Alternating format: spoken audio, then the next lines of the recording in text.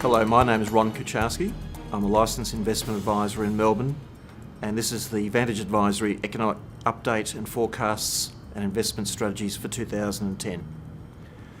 Before I start, it's pretty obvious to remember that it's the end of the footy season, so for those lucky Collingwood supporters it's a win.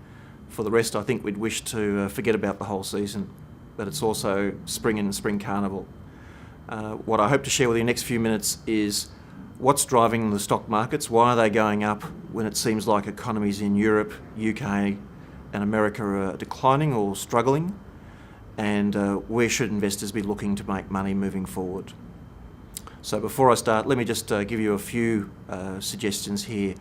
The stock market in America has risen faster since the 1930s, yet we're hearing about record foreclosures. So let me share with you why that's happening. It's quite simple what's happening. The US government is entering what's called QE2, quantitative easing 2, and in simple terms, what's quantitative easing mean? Nothing more than money printing. They will print as much money as possible. For what purpose?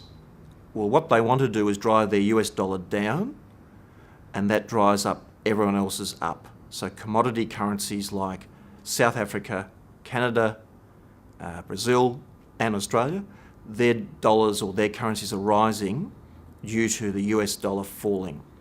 What does America want to achieve? It wants their dollar as low as possible to aid exporting and bring money into their country and discourage imports coming in and profits ending up in China.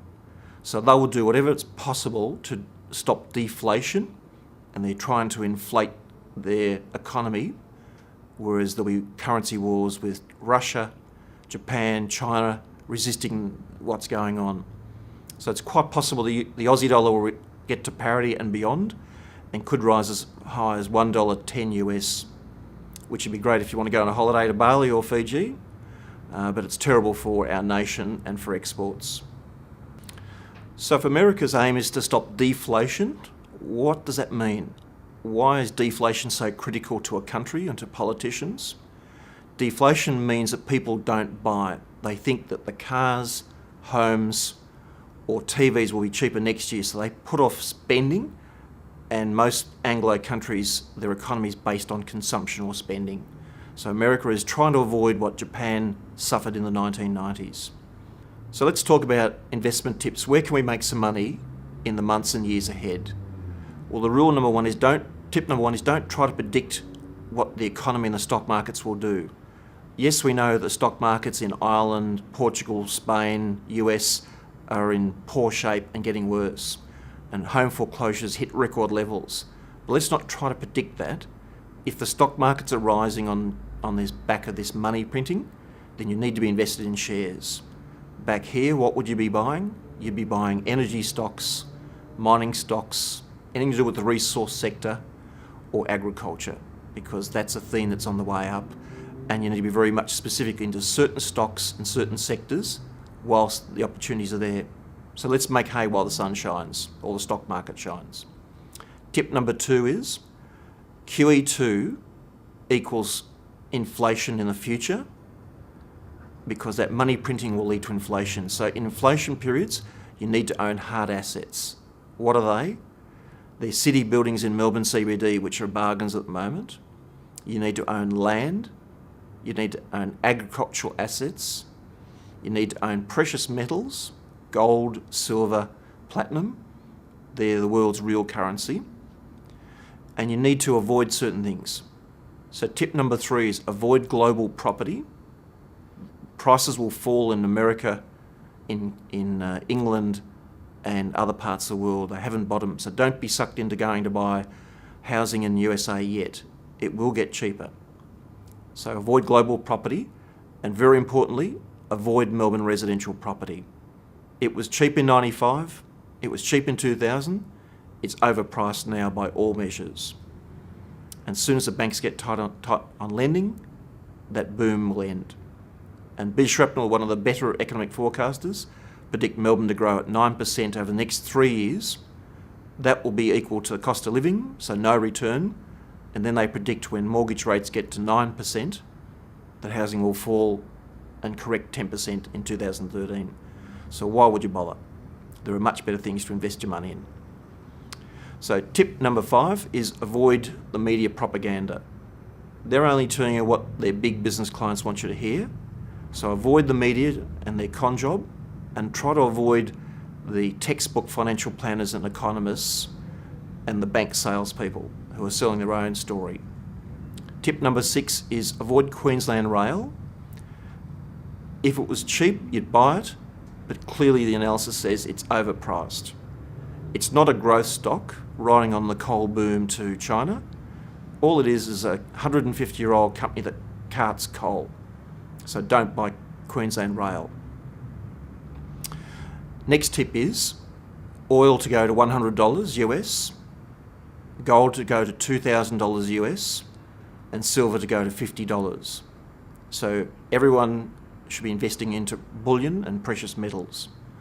Mark Faber, one of the best economists in the world, recently said, "I urge every respectable investor in the world to own gold and silver in their portfolio and treat it as cash." A very important tip here is that buy and hold was great in the last 30 years. You bought any stock and it went up. You bought a bank and it went up. Buy and hold will not work in the next 12 to 24 months. So resist the temptation to buy blue chip stocks, put them in the top drawer and forget about them. So right now, avoid retailers, avoid banks, but as I said before, buy energy and resource stocks. So in summary, America is desperate to stop deflation. It will do whatever it needs to inflate its economy. It will drive its dollar down. So this is a great opportunity because it will push up our dollar and dollars from countries like Brazil, South Africa, and the commodity-based currencies.